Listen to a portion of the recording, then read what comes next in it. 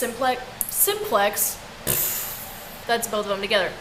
Hopefully I can get this edited, get it up for you. Ooh, that was sexual.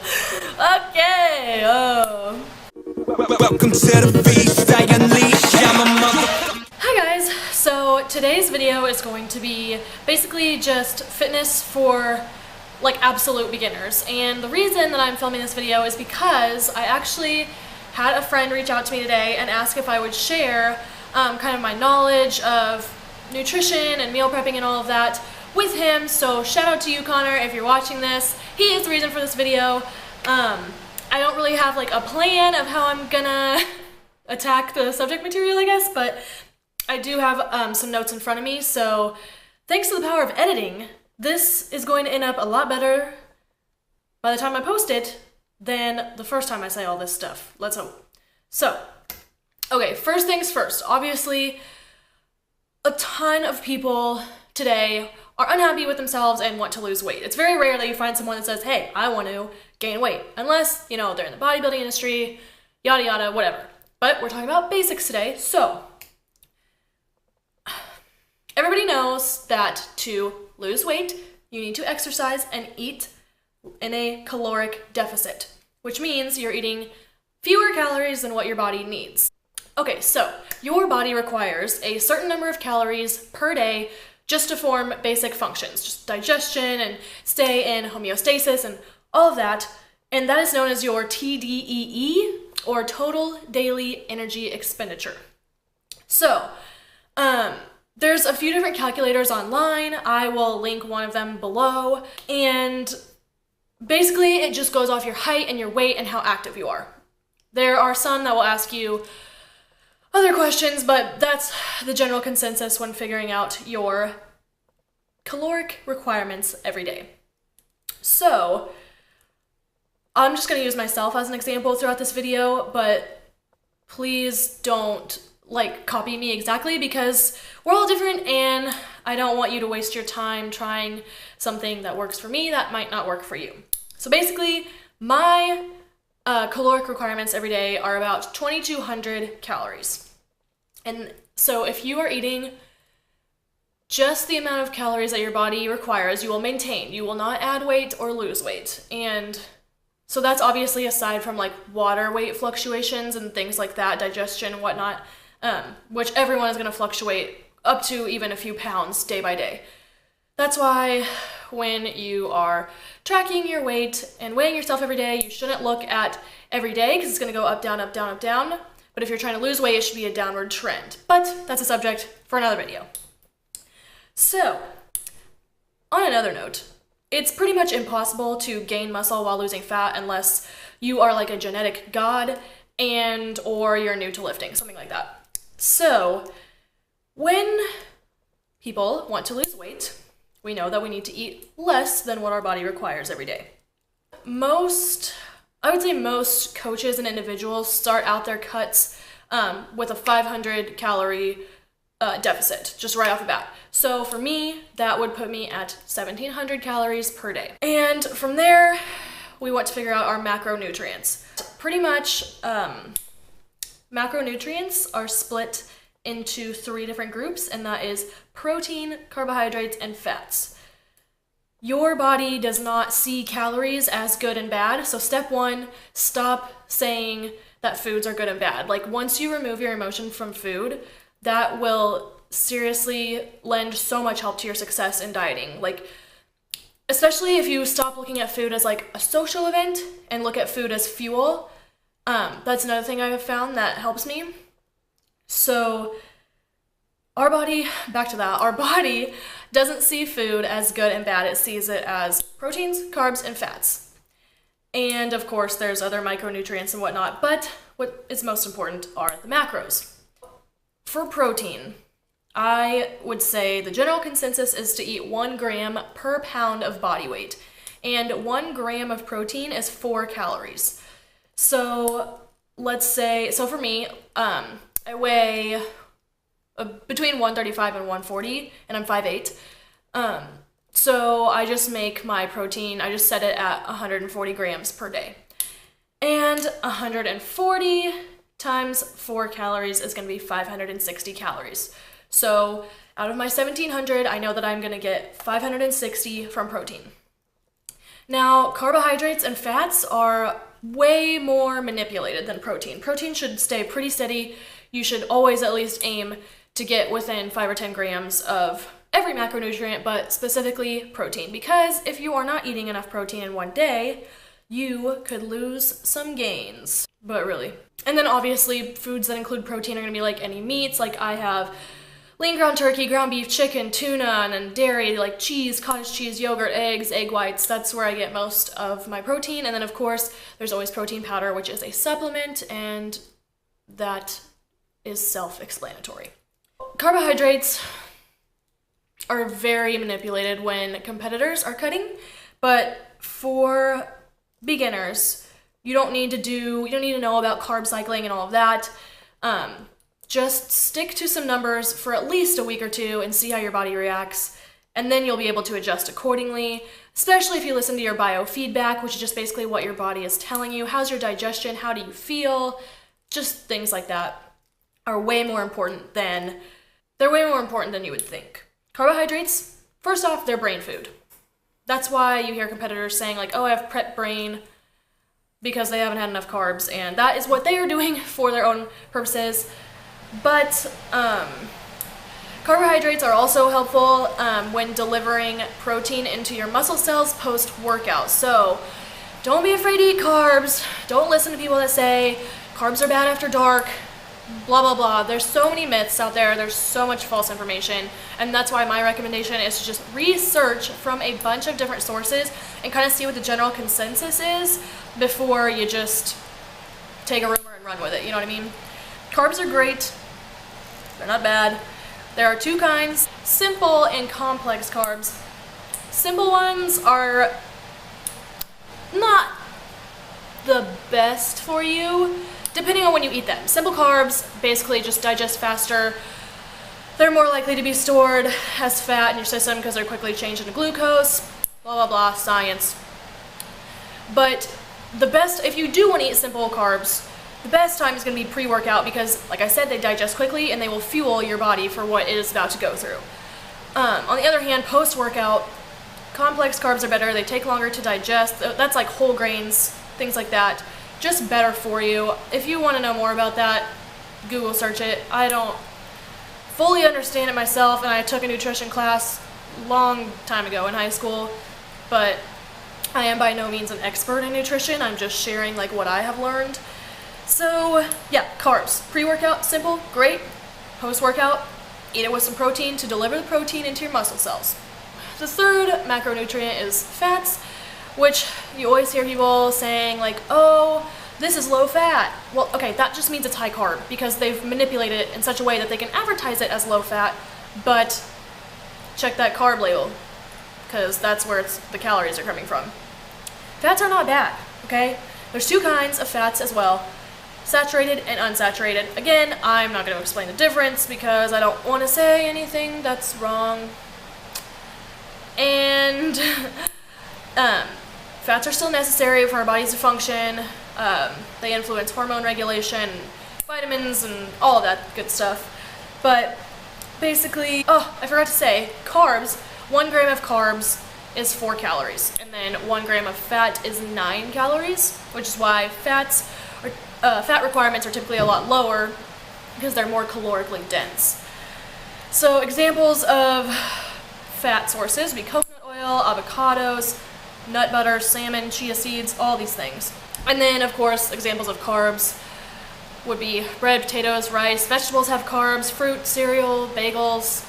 You can, literally, everything I'm telling you, you can just Google, but that's where I have come from. Okay, so I know that I didn't give a specific number for carbs and fats. That is because, like I said, people manipulate them way more when they're dieting. So you can always just guess at some numbers, look at people's examples, and go for it. I don't think there's really a wrong way to do this, as long as you've done your research. But that's honestly just like what it's all about, is trial and error, and you have to figure out your own body. You might respond better to a high-carb, low-fat diet, or the reverse, a high-fat, low-carb diet. But like I said, protein should always stay the same. Of course, if you're losing weight or gaining weight, adjust accordingly, like we discussed when we figured our protein requirement. So I have an example for myself, which I've already said 140 grams of protein because I weigh 140 pounds, and I'm aiming for 1,700 calories. So I'll put this stuff on the screen because I'm reading it off of my notes, but basically I figured out fats to be 56 grams. So if I'm gonna have 56 grams of fat times 9 calories each, it's gonna be 504 calories that are coming from fat. So we've got protein figured out, which is 560 calories, and we've got fat figured out, which is 504 calories. Now we're gonna like work backwards on the carbs. So we have our total calories, 1,700 is what we're aiming for, and then I'm gonna subtract what I'm getting from protein, 560, and fats, 504. That leaves me with 636 calories that I have to fill up with carbs. So I'm just gonna take 636 and divide it by 4 because each gram of carbs is 4 calories. And that gives me 159 grams of carbs. Now, because I have been tracking macros for about a year now, I know that this is a reasonable requirement, a reasonable range for carbs and fats. And I even played around with this scenario for a little bit before I nailed down some numbers because I am just familiar with certain ranges for my body type, height, weight, all that. And I knew that this wasn't going to sound absolutely ridiculous. I think I cut for about 8 or 10 weeks this summer and got the results I needed, doing what I did. So I feel pretty confident in my manipulations of my diet. I know you're probably wondering how I figured out fats, and basically I have just researched, as many of you know, how to do that. But I don't want to take credit for someone else's work or give advice like straight out of the book that I use, so I'm not gonna do that, but I'm gonna direct you to a few resources. You can totally just Google search it, look at examples of people with your kind of body type, or look at articles that are discussing fat requirements, carb requirements, all that good stuff. However, I do recommend Amanda Bucci's ebook, The Everything Guide to Macros. I bought this, I don't know, like last spring sometime. It's literally $30. Just go to the Pardoma's website. She's a Pardoma's athlete, wrote this book. She is rising in the fitness industry, has trained herself through a couple of preps, and she knows what she's doing and was generous enough to write that book. And it's literally just a download, so as soon as you pay for it, you have it on your computer. You don't have to wait for it. And that is where I learned. I had like a solid base of everything once I had researched over the past year, because keep in mind, I didn't start getting into all this until a little over a year ago. Last summer, I found all these YouTube channels of like fitness YouTubers and then the industry and companies and brands and all that stuff, and ever since then, clearly, I have fallen in love. But aside from that, Amanda's book really just kind of solidified everything, and you're not gonna know exactly what works and what doesn't until you do it. Like trial and error, seriously. And by trial and error, I mean pick your numbers, stick to them for 2 weeks at least. Like if you don't stick to them, you're not gonna know, and you're just cheating yourself out of what you're trying to figure out, which should be a motivator in itself. But yeah, aside from all that, I will link that website below for her book. But yeah, I guess that's all I really have to say about nutrition for beginners. I was gonna name this video Fitness for Beginners, but I don't really want to talk about training because I don't know. I'm not a personal trainer. I'm not certified in anything. And again, I know what works for me, and I don't know. Maybe I'll do a separate video on that, but for now, it'll just be nutrition for beginners. Just some extra notes that I wanted to add. I guess I already went over this. Carbs and fats are interchangeable, but it all depends on the person. And like I said, you're not gonna know what works for you and what doesn't unless you stick to it. Like, do not cheat yourself out of this. Do not cheat yourself out of this, because if you have stumbled upon this video, then you at least want to make some kind of change, I'm hoping, and you seriously owe it to yourself to just try this and stay committed to something. If it doesn't work out, that's fine. Like, don't be so hard on yourself. But for me, that is what motivated me to learn all this for myself. I don't want to spend thousands on a coach. You know what I mean? Like, I want to do this myself. And yeah, it takes a lot of time to research and whatever, but to me, that's worth it. Like, homegirl does not make any money, so we on a budget, fam, which means Google. And on the note of everything being different for every person, everything is relative. Even the first thing I talked about, the total daily energy expenditure, try a few different calculators. Don't just rely on one. Like, always be skeptical. I'm always skeptical when I read new articles or I stumble upon something new. Like, I want to make sure that a lot of well-known and well-respected people are doing it this way or using this or that or whatever. Just always keep an open mind. Oh, last thing. So when you are cutting, you're gonna feel like it's hard to adjust to within the first few days. And it's much easier said than done. But if you are serious about this and your calories are getting so low that you just feel like you're eating nothing, well, you kind of are. But also, there are foods that you can eat that are just like just diet hacks. So if you're eating a little bit of chicken and asparagus at every meal and that's your macros, well, yeah, that's not that much volume in your body. Like, you know what I mean? There's foods that are calorically dense, like a whole freaking cheesecake. That's a lot of calories and like a few bites. And then there are foods that have like literally no calories. People say celery has negative calories, which, whatever. But on that path, vegetables and things like spinach and leafy greens and all that good stuff, those are volume foods and those are diet hacks, okay? Eat those things if you are struggling, because you can eat so much more volume and still keep your calories where they're supposed to be. Another great diet hack is seasonings, and lemon juice is another one. Or calorie-free butter, like the spray butter. Oh, like pico de gallo. Just find what works for you, which, like I said, is much easier said than done. But I just want to give that little tip if you are cutting and you're just really not feeling it or you're struggling. Like, I know when I first started cutting this summer, it was a sick joke. I'm so used to just eating whatever, whenever, and like, it's not like I'm overweight or anything like that. I'm totally healthy, but I was committed to what I wanted to do.